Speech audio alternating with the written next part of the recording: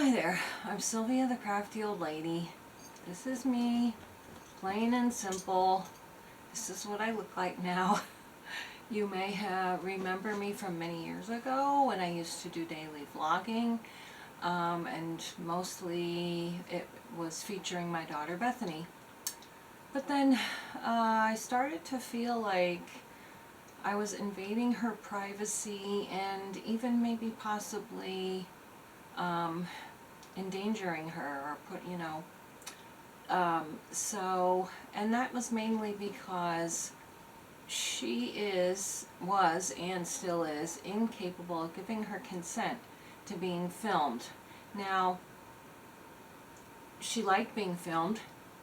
She would ask me to film her, but what she couldn't comprehend was that I was putting them on the internet for the whole world potentially to see. That it wasn't just her and me watching them in our living room. So I started feeling weird about it, and then eventually I stopped filming her, and we moved from the middle of nowhere to the edge of the city, and we love it. I love it. I just love being near everything. I can't even explain to you the difference between having to drive 30 minutes to go anywhere, and then of course 30 minutes to come back, so you had to tack on an hour of wherever you went, wherever you were going, however long you were going to be gone. And usually everything was an all-day ordeal, to having a store 3 minutes away, or the doctor or the dentist 2 minutes away. It's just life-changing. And living in the middle of the country was great for a long time. We loved it, but then needs change, and we wanted to get closer to activities for Bethany. She was, her brothers and sisters were growing up, getting their own houses, moving out, and she was lonely, and it was very difficult finding help or any kind of activity nearby where we lived before. So we moved to the edge of the city here, and she loved it here too for a long time. But then 2020 hit. You may remember our son Jeremiah. He graduated homeschooling in 2020. He took a year off to work, and then he went off to university. He's almost done getting his computer engineering degree. And I might add, he's gotten all kinds of scholarships, and he's on the dean's list. He has been on the dean's list every semester for the past 3 years. I think it's been 3 years, yeah.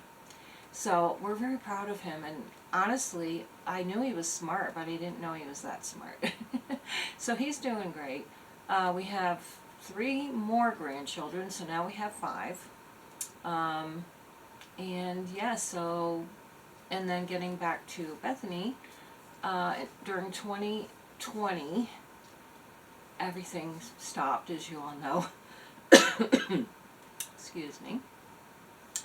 And, with all her brothers and sisters gone, she got very lonely and depressed, and it took a real toll on her mental health, as it did a lot of people. And she started asking if she could get her own house, which of course was our ultimate goal, was to get her into a place where she could be happy and thrive before we died. And so it took a while, but she has been living in her group home since July of 2023, and she is loving it. She's thriving there. She's doing all kinds of things that when she was here we could not get her to do. So that's great, and she's happy. We visit her, and she visits us about once a week, and it's been really great for her, and it's a little sad for me, but I'm thrilled and happy that she's doing so great. But it's been a big change for me, as you know.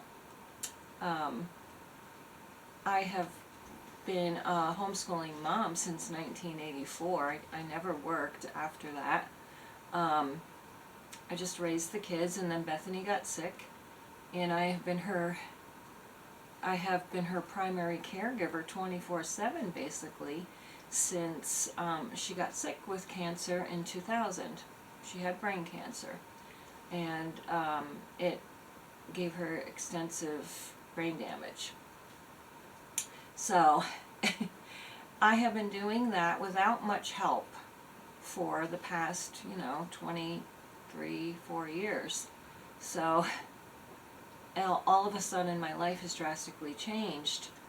I have lots of time on my hands, and I've been spending that with grandkids, and of course, we still see Bethany. In fact, we ran into her in the mall parking lot. She had just been out to eat at the mall with some of her friends, and she saw us in the parking lot, and we heard this commotion as we were getting into our car, and we realized it was Bethany trying to get our attention. So she came home with us that day. That was an unexpected and unplanned visit, but it was kind of fun. And so, I'm still involved in all her decisions and visiting her and, all that kind of stuff. But I still have a lot of free time on my hands. So every once in a while I'm a substitute babysitter for my grandson. And I'm working on all my journals and craft projects and things like that. We have a dog now, Dobby, and I walk him several times a day. We take him to the dog park. I'm looking forward to going for some more hikes. I've applied for several jobs. I even got a job and then realized that certain aspects of the job's safety had not been revealed before I took the job. And so I quit.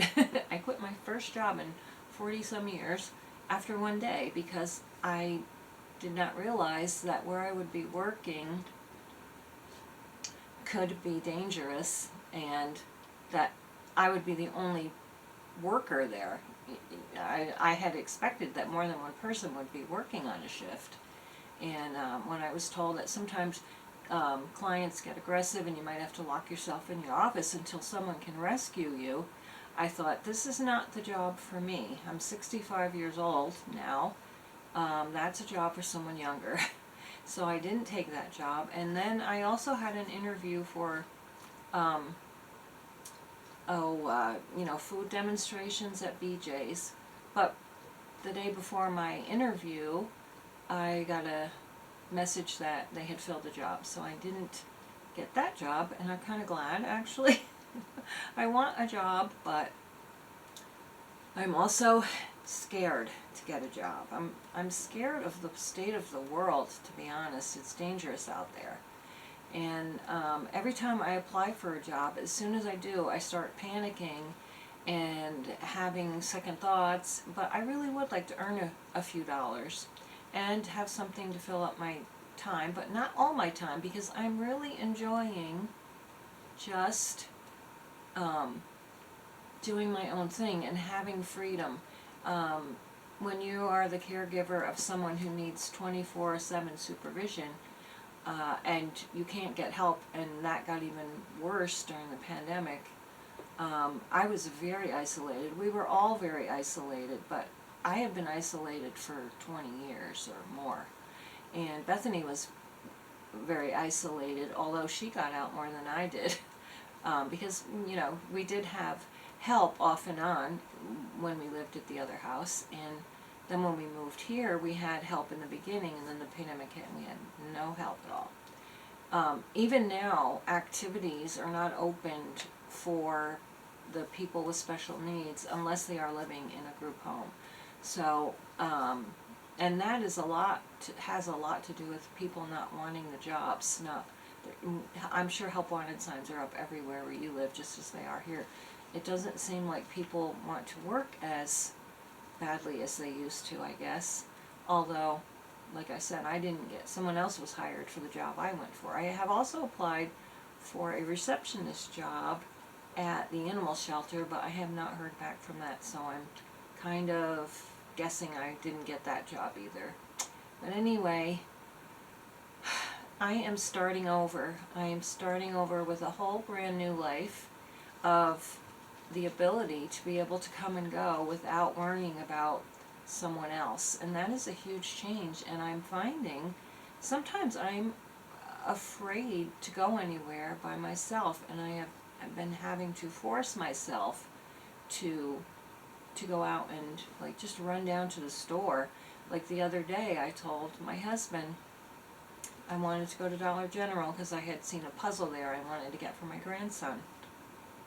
And he goes, well, hold on just a minute. I'm busy here. I'll drive you in a minute. And I'm like, I can drive myself. It's less than 2 miles away. I'm going to drive myself. But I was inside secretly scared to do it. But I did it, and I'm taking little baby steps to get my independence and, start doing things that I'm afraid to do that people do every day. Even though the world is scary out there, people still have to carry on with their lives. And I don't want to become a hermit or agoraphobic or anything like that. But I just need to force myself to do certain things just to get some of my independence back. And while at the same time, I want to protect my freedom. I don't want to feel like if I go to work, I'm just going to a prison. You know what I mean? Like, I am really looking forward to spring and summer when I can get outside and just putz around the yard. We've been getting bird feeders up, and my husband's built some bird feeders for me. And we're going to expand our sunflower garden, our milkweed garden. Hopefully we'll take root because I planted lots of milkweed seeds. My husband moved bushes, what were they called? Azaleas out of the garden so that I can make it a specifically and solely a milkweed garden for the butterflies. So, and we want to expand that. We want to expand our native plants so that the native animals and creatures have natural food to eat, and that's what I'm working on. So if you enjoyed this kind of video, please let me know, because I have missed doing daily vlogs, so I might start dabbling in that again, and like I'll take you on our journey with getting all the gardens and everything set up, and just maybe on some hikes and things like that we have been enjoying doing. Like, it was so warm the other day, we went on a hike. Dobby loves hikes. He's our little pup, and I will get up now and show you my little Dobby dog. That is my little Dobby dog. He sits weird, doesn't he? He is my little pride and joy. I never knew how much I love dogs, even though I had dogs over the years. Our kids have had dogs, but I did not become a dog person. You want to get up there? There you go. He thinks he can't jump up if there's like a pillow or a blanket on the couch. You can do it. Good job. But he is my little sweetheart, my little shadow, my constant companion. And he has made a dog lover out of me. I never knew how much I could love a dog until I got Dobby. So anyway, I'll leave you with this shot of Dobby. I hope that you are doing well, that you're happy, healthy, and warm and dry, and please stay strong and courageous. And we'll see you again next time. Bye-bye.